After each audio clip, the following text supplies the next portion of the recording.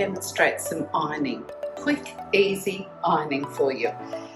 With your iron, make sure it's always full with the water so you get steam. Steam's the best way. Click. Just pop that over to the side. I usually start with the easy things, as most people probably do.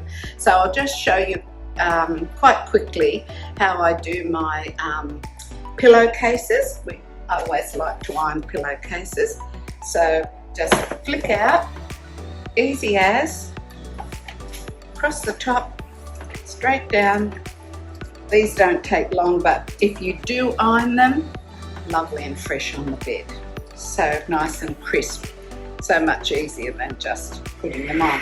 So I usually fold in half and then half again, a little press on there, and that's how I store in the linen press. They're all flat and they stack on top.